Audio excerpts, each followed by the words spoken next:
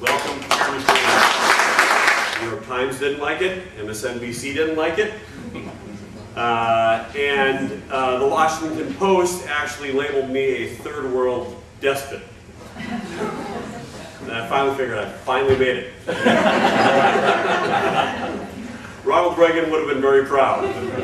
So we had on October, we finally implemented the policy in October 16th to be specific, of 2007. Before that date, I had received a tip, ironically enough, from a Washington Post reporter. So you can thank the Washington Post for saving the policy. Now, they'll be happy to hear that, I'm sure. But here's what they said. They said, some of your board members are going to, at the last minute, they're going to pull the funding from this policy.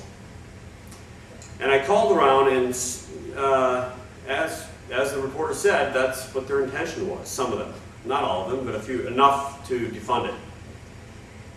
And they said that they'd been getting so much pressure. We were getting a lot of pressure. Protesters coming down from everywhere, you know, concerns echoed by the police department, by an organization called the Police Executive Research Forum, which is an organization of police chiefs around the country saying, oh, this is going to be terrible, you're going to undermine the public's confidence in the police department, all these negative, you're going to destroy businesses, all this stuff is going to happen. So some of the members wanted to defund the policy. Well, I took a chance that what we had done was popular among Joe, you know, the average Joe. Did the average person out there believe that this was the right thing to do, or did they believe in the Washington Post's line that this was a divisive, controversial policy that was going to just simply divide the community and produce no good? So I decided to take a chance, and I had saved up a little bit of money, and I sent out a postcard about this size. It was exactly like this. And it went to all 400,000 residents of Prince William County. And here's what it said. It said, Dear resident, on October the 16th, 2007, there's going to be a vote about whether or not we will fund and fully implement our policy cracking down on illegal immigration. Please come to our board meeting. And if you can't make it, please send us an email. So that went out, and I was at a meeting, and I remember this. I had my BlackBerry with me, and it was in my front pocket, and I had it on vibrate mode because I was in a meeting. So it started vibrating, and I said, oh, I must have gotten it vibrates every time you get an email, right? So I said, oh, I got an email, and I looked down, and sure enough, there was somebody said, hey, you idiots, this is the best thing you ever did. What do you think about defunding this thing? So I said, oh, great, okay, that's good. And I put it back in my pocket. Well, then it kept vibrating. I thought it was broken. I could have had a pacemaker in here. So I was like, oh, what's going on here? And when I had a chance, I looked, and sure enough, every couple of seconds, people were emailing the entire board saying, do not back down. Do not defund this. This is the right thing to do, and we're very proud of our county for doing it. So, by a factor of 10 to 1, people spoke, and they spoke loudly. The night of the October the 16th came along. Actually, it was the afternoon, started at 2 o'clock in the afternoon. There were 3,000 people protesting our board meeting. Protesting. Now, I won't forget this, because it's actually, there's a movie that was made about this whole thing, by the way. But there was somebody who'd come down, and they had on a flagpole, they had the American flag upside down. And they had next to it the Maryland, they had the U.S. flag upside down, and then they had the Maryland flag. Well, somebody had forgotten to tell this bozo that they had crossed the state line. So, you know, I knew these people were, you know, some of them might have been from Prince William County, but the vast majority were just, frankly, liberals and illegal immigrants who had come from D.C., Maryland, and up and down the East Coast. And the board knew that too. So we had a lot of people come and speak that night. We took public comment for 12 hours straight. Wow. with the average person speaking on average about 2 minutes. So it went, and we took our vote at around 2:30 in the morning. And that vote came down, and we have 6 Republicans and 2 Democrats on the board, and it was 8-0 in favor of funding the policy. 8-0.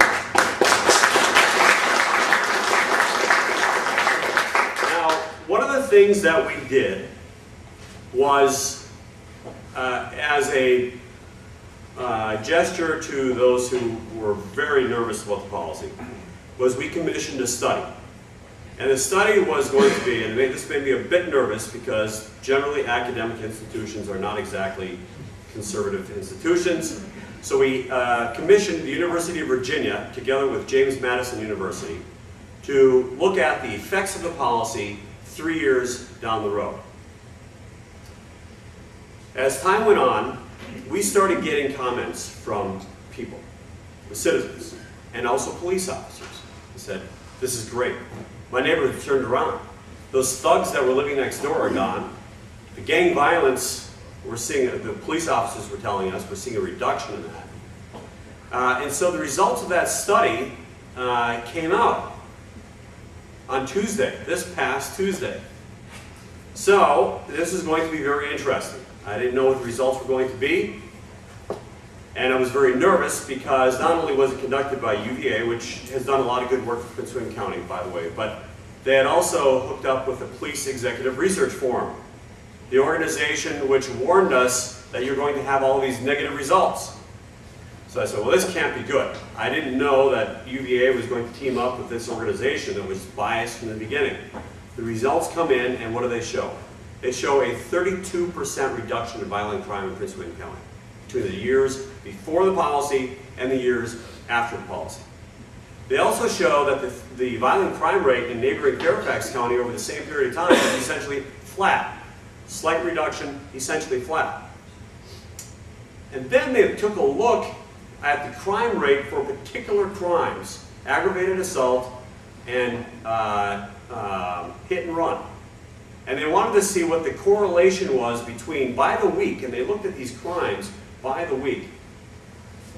Because there's enough of them that you can divide it up. Murder, there's so few murders that it's not statistically, it's very difficult to make a statistical conclusion based upon such a low number. And they looked at aggravated assault by the week, and they looked at hit and runs by the week. And you know what happened? When we announced that we adopted that policy, the crime rates for both of those crimes went down like this. 46.7%. A 41% drop in hit and runs and a 46.7% drop in aggravated assault. And here is PERF, the Police Executive Research Forum, and the UVA concluding that there was definitely a connection. There was a connection between the drop in violent crime and our crackdown on illegal immigration. So now, for the first time in the United States, you've got a study conducted by a neutral organization at best, which concludes that now with concrete empirical data, that cracking down on illegal immigration makes us safer. To date, we've handed over to ICE more than 3,000 illegal aliens who've committed crimes. There was an effect on the schools. They showed and they concluded that the policy had the effect of essentially flatlining the number of children who speak little to no English. In fact, there's a kind of an interesting story about this. Now, at the time, Jerry Connolly, who's now Congressman Jerry Connolly from the 11th District of Virginia, unfortunately, he was at the time my counterpart in Fairfax County, and he and I bickered back and forth about this on the radio, on the airwaves, etc. And he was saying, oh, this policy is nothing but grandstanding, blah, blah, blah. And so at the budget hearing, which is in April in Fairfax County, April of 2008, the superintendent of schools comes up to in front of the Board of County Supervisors of Fairfax County and says, well, Mr. Chairman, we need more funds this year. We've had an unexpected increase in the number of students who speak little to no English, ESOL students, And most of these students have come from Prince William County. At this point, and I'm not kidding you, this is not an exaggeration. Now, Jerry Connolly's an angry, round-faced guy, you know, with big, thick glasses. It's really fun to just kind of poke him because he gets mad real quick. But he said, how do you know? How do you know they came from Prince William County?